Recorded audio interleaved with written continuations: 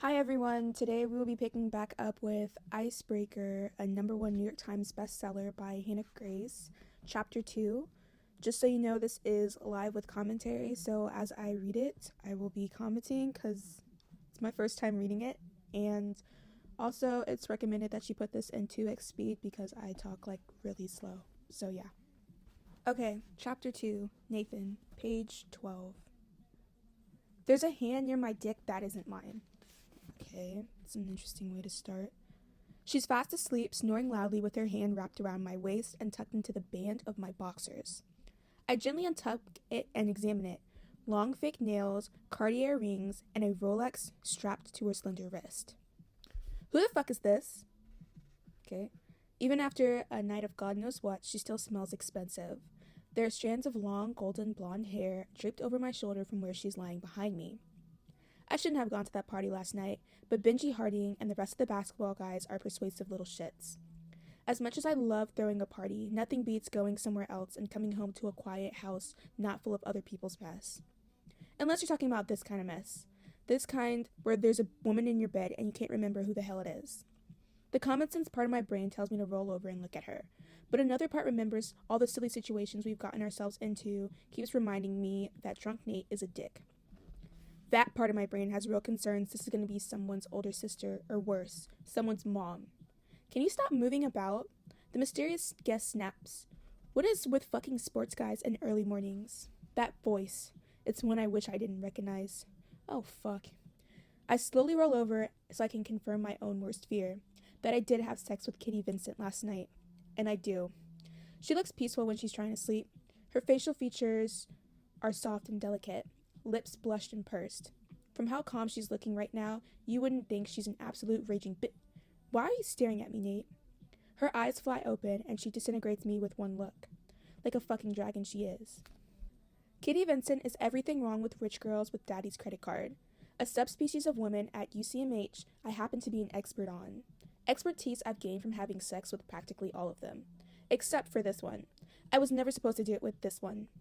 There's nothing wrong with her visually. To be frank, she's an absolute knockout. She's just an absolutely terrible human being.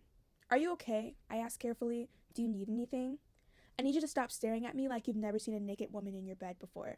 She snipes back, pushing her body to lean against the headboard. We both know you have, and you're creeping me out. I'm shocked, Kit. I don't remember how this happened. I remember being at a party and trying to get Summer Castillo West to give me her number, but tragically being rejected for the 4th September in a row. I always remember playing beer pong with Danny Ackley and losing, which I'd rather not remember, but I still don't remember how this happened. Oh shit. Wait, aren't you dating Danny? She rolls her blue eyes and reaches for her purse sitting on the table beside my bed, cursing when she finds her phone battery is dead. Brushing her hair from her long face, she finally looks over at me. And I have never known a woman to look so irritated by my existence. We broke up. Right, that sucks. I'm sorry. What happened? I'm trying to be polite and a gracious host, some would say, but she raises one of her perfectly sculpted eyebrows at me and frowns. Why do you give a fuck? I rub my jaw nervously with my palm as I attempt to think of a reason to give her. She's right. I don't care. I just hate cheaters, and I panicked. But since they broke up, I don't have to worry about only trying to be nice. She gives me the fakest smile I've ever seen, swings her legs off the bed, and struts butt-ass naked towards my bathroom. It's hard to concentrate on how she looks because with one last disinterested look over her shoulder, she scowls at me. If you want to be nice, get me an Uber. Thank God. Sure. Exec only, Nate. It's bad enough I'm going to be seen leaving here.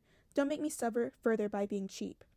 When the bathroom door slams shut and I hear the shower turn on, I know it's safe to scream every curse word I know into my pillow.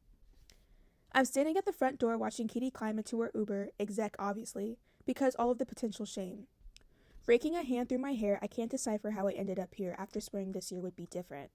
I distinctly remember saying to Robbie, my best friend, on our drive back to California from Colorado, that senior year was going to be different. I must have said it at least 20 times on our 2-day coffee-fueled journey. I lasted 3 weeks. I'm quickly jogging from the pity party I'm throwing for myself by the sound of muttering behind me. Robbie and my other roommates, JJ and Henry, are all sitting in our living room sipping their mugs of coffee like the cast of The View. Well, Robbie says smugly. What happened here, you little hoe? Personally, I would not take that level of disrespect.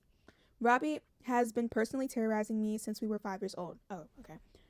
Robbie's dad, who I still call Mr. H, 16 years later, was the coach of our local ice hockey team back in Eagle County, where we grew up. That's where we met and became friends, and he's been a pain in my ass ever since. I ignore him and head straight past their prying eyes to the kitchen, pouring a mug of coffee and giving him the finger instead of the satisfaction of a response. As you should. Anyways, gulping down my coffee in what feels like 2 seconds, I can still sense their eyes on me. This is the worst part of living with your teammates. Nothing is a secret. JJ, Robbie, and I are all seniors who have lived together since we shared a dorm freshman year. But Henry is a sophomore from the team. The guy is incredible at hockey, but has a bit to go with the whole social pressure side that comes to being on a sports team. He hated living in the dorms and struggled to make friends outside the team, so we offered to let him move in here. We've always had a spare bedroom because of our garage was converted into a wheelchair-accessible bedroom for Robbie, and Henry was more than grateful for the offer. Okay. Even in the 3 short weeks he's been here, we can already see him more confident, which is probably why he no longer has a problem helping JJ and Robbie give me abuse. Why did you have sex with Kitty, Vincent? Henry asks over the rim of his coffee mug. She isn't very nice. Oh yeah, the kid has zero filter. I'm gonna pretend I didn't, buddy. She wasn't very excited about it either. And I don't remember 1 second of it, so it doesn't count. I shrug, walking over to the living room and throwing myself into a recliner. How the fuck did you 3 let this happen?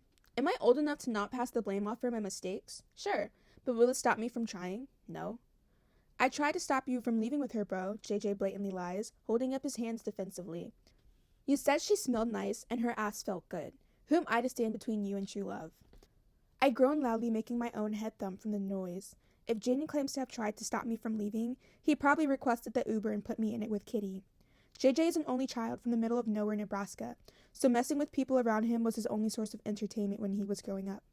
His parents always visit in June so they can join the rest of us at LA Pride with JJ, proudly wearing their pansexual flag ally pins.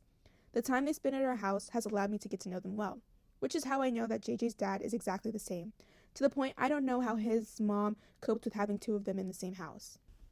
Mrs. Joe Hall is an amazing woman with the patience of a saint. She always makes sure she fills our refrigerator full of different curries and sides before they leave, and she has an amazing taste in horror films, which might be why I love her so much. She might be the only reason I haven't murdered Jaden yet. Robbie maneuvers beside me and wraps what I think is supposed to be a comforting arm around my shoulder. Your focus on school and hockey lasted longer than I was expecting. Now come on, sort your shit out. You have to drive us to class. I had no idea what I wanted to study when I got accepted by Maple Hills. I'm graduating in less than a year, and I'm still not sure studying sports medicine was the right choice. I was drafted to the Vancouver Vipers when I finished high school, and it was a hard choice to put my education first, especially when joining the NHL has been my dream since I was a kid. All I wanted to do was play, but I know shit goes wrong in hockey all the time. One bad injury or one unavoidable accident and your career is over. Even with the spot on my dream team waiting for me as soon as I graduate, I still wish something I've learned in the past 3 years had stayed in my brain so my backup plan felt worth it. My dad wasn't a fan of me heading out of state for college, and he was even less of a fan of me signing with the hockey team, never mind one in Canada. He wanted me to learn from the family business and run a ski resort until I'm old and gray like him. The idea of turning into my father has always been enough to kick my ass into gear and get my goals. I'd have better luck understanding cell structures if I wasn't constantly exhausted from practice, not to mention keeping my clown teammates out of trouble. When Greg Lewinsky graduated and handed me the captain torch to me last year, he didn't prepare me for how much babysitting it takes to keep butts on benches ready to play. Robbie helps me out since he's an assistant to Coach Faulkner. After a skiing incident in our junior year of high school, Robbie didn't regain movement in his legs and now uses a wheelchair. He transferred his skill of shouting shit at me on the ice to shouting shit at me from the edge of the ice. He loves nothing more than the waving his oversized clipboard in my direction and telling me to do better. The guys on the team love that I take the brunt of Robbie's abuse because it gives the rest of the team an easier time. A perfect example is a day like today. On Fridays, JJ and I have classes in the science building, so we have a tradition of dragging ourselves over the rink for practice via Dunkin' for a pre-workout donut. It's our little secret, but JJ knows if we get caught, I'll get the blame anyway, so he doesn't mind the risk. The last class of the day on a Friday is my least favorite thing in the world, so I don't mind the risk either. I'm lazily scrolling through my feed, waiting for JJ outside his lab when I hear his cheery tone getting louder as he approaches me. You ready to get your hungover ass kicked? Nothing a rainbow sprinkle can't solve. Sweating out alcohol is good anyway. Will get me a fresh tonight. His brows furrow together. What are you talking about? Have you not seen the group chat? The last thing I saw, Robbie deciding we were throwing a party tonight. Our first game isn't for another 2 weeks, and it's tradition for us to bring the season in with a party or 5. The second I pull out my phone, I see the messages I haven't read. Puck Bunnies. Bobby Hughes might be dying. Chris Hudson, Godspeed buddy. Robbie Hamlet, drinks at Arsenite. Bobby Hughes. In the world of Michael Scott, I am ready to get hurt again. Joe Carter. I'll bring the tequila roulette board. Henry Turner. Email from Faulkner says to go to the awards room, not the rink. Jaden Johal. What the fuck? Henry Turner. Sent an hour ago.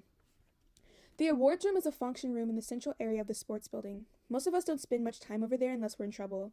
It's where the coaches work outside of practice and games. It's where ceremonies are held at the end of the year. If we're being called there, it means someone has massively fucked up, and I hope it wasn't me. I don't know what's going on, JJ says as we climb into my car. You know Josh Mooney, the baseball guy in my class? He says their practice has been canceled too. They have to go to the awards room, but they've been told to go 30 minutes after us. Fucking weird, man.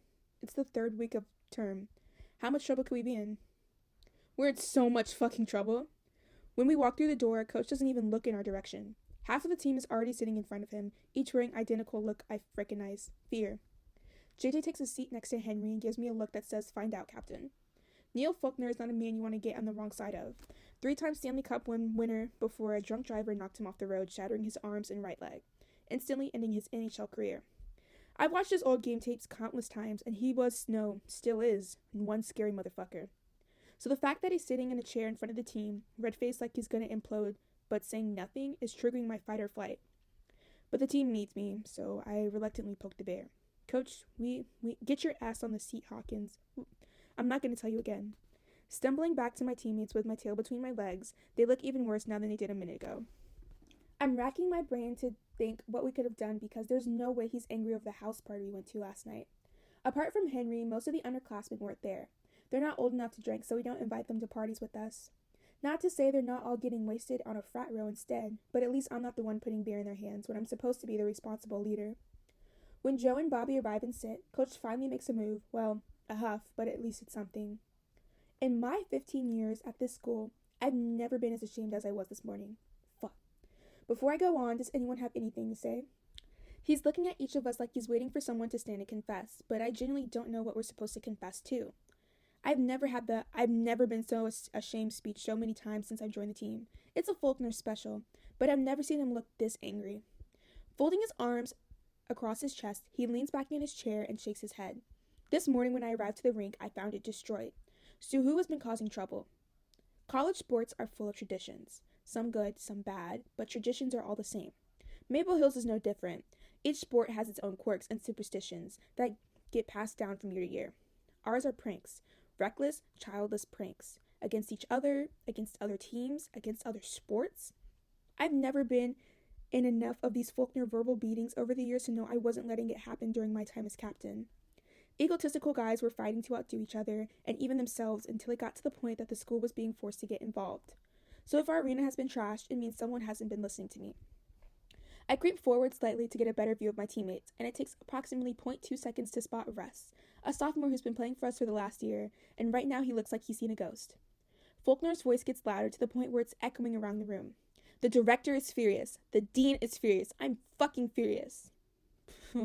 I thought we'd drawn a line under this pranks bullshit. You're supposed to be men, not kids. I want to say something, but my mouth is dry as hell. I clear my throat, which does nothing to help, but manages to capture his attention. Taking a sip of water, I finally manage to speak. We have drawn a line, Coach. We haven't done anything. So someone spontaneously decides to smash the generator to the cooling system? My rink is on its way to being a swimming pool, and you expect me to believe you clowns have nothing to do with it? This is really, really bad. The director is holding a meeting with every student-athlete in 5 minutes. Buckle up, gentlemen. I hope none of you want to make hockey your career. Have I said fuck? Okay, that was IceBreaker Chapter 2. Make sure to subscribe so you can get notified when I post Chapter 3. Anyways, bye!